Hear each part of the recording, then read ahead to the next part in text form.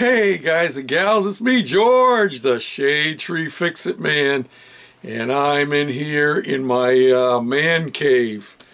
And it's been a little bit on the chilly side here the last few days, and I haven't been out to the garage for 2 or 3 days now, and probably won't be for most of the rest of the week because it's down in the single digits and below zero at night.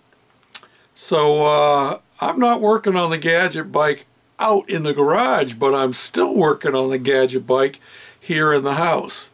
And I wanted to take you on a little bit of a trip. Some folks have asked me in the past about how I made my own decals, especially the ones that I have used on my railroad layout for the Shade Tree Railroad. And you've all seen those logos that I have made for there.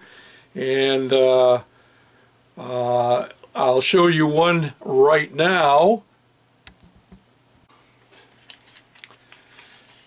Here's one that I have right now that I'm putting on these gondolas that I'm gonna, or I guess they're not gondolas, they are, what do you call them? I don't know. Hoppers, that's it. Coal hoppers. Got to remember to use the right terminology. But these are coal hoppers that I am weathering in response to Model Railroaders challenge to show how we do some weathering. But anyway, these are my own decals that I have made here. And I have another one down here on the bottom, if you can see that one. And they're kind of dark on here, but I knew that would happen. Because when you put them on a dark background, the colors are not, it's not paint, it's ink. So they tend to be a little bit transparent. But what I'm doing now is I'm working on the Gadget bike. And I have been working this morning on coming up with a logo to put on the Gadget bike. And without further ado, let me show you. And then I'll tell you and show you how I make my own decals after I have designed my logos. So here we go. Here you see the first design that I have come up with for my Gadget bike logo. Using more retro look to it. I'll show you the other 3 that I have done. I have 4 of them all together. This is the second one. This is the third one. Not likely that I'm going to be using that one at all. And this is the last one. This is the one I'm leaning towards, mainly because we're going to be having light backgrounds. And this will show up the best, and I think it'll look the most retro, the closest to the style of other decals that are on the bike. So yeah, so the next thing to do, now that I have made these logos, is to print them on inkjet paper. Clear inkjet decal paper. And you can buy this on eBay. That's what I did. It comes in 4x8 sheets, but I've cut it down to so that it is 4x6. So it's just about the right size for my logo here. So then the next thing to do is to decide that we got to print that baby. So let me close this file here, and I'm going to go back down here, and I'm going to go to print.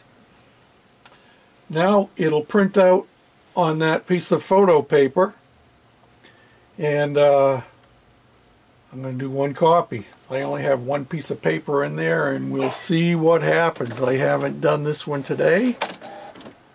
And so I'll swing you down here to my printer.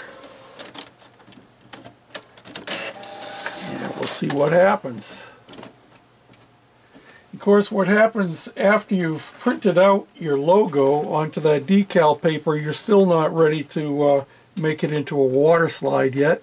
There actually are directions that come with the decal paper, and it says once you've printed it, that you spray your printed sheet evenly with Krylon acrylic clear high gloss spray until the sheet has a shine.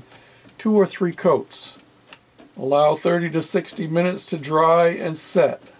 And of course, that's at normal room temperature.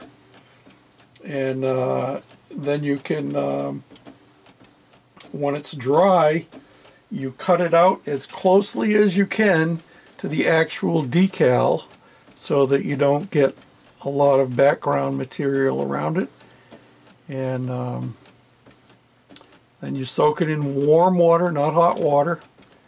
Warm water till it begins to slide off, and then you slide it off and apply it to your whatever it is you're going to put it on. And in our case, and here it is coming out,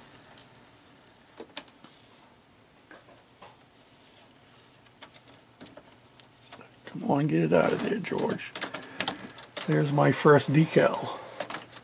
Obviously now I have to go down and I've got to spray it with the clear coat, and then once I do that, then we can apply it to the things that are going to be it's going to be put on. One of the things we're going to put that on is on the motor cover. I'm thinking that I may replace that 5 horsepower Tecumseh decal. Actually, that's not a Tecumseh decal. That's actually an Ariens decal. But here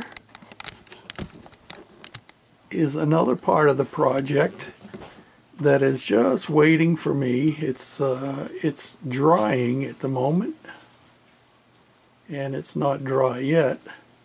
You say, George, well, that's just a regular tin can. Well, yes, it is a regular tin can, but it just so happens that that tin can is exactly the same diameter as my gas tank. And it also happens to be, and I can't touch this because it's not dry yet, I've got to put another coat of paint on it. It also happens to be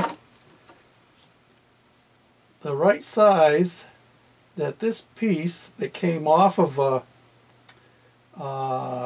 cake frosting applying thing for making flowers and stuff like that.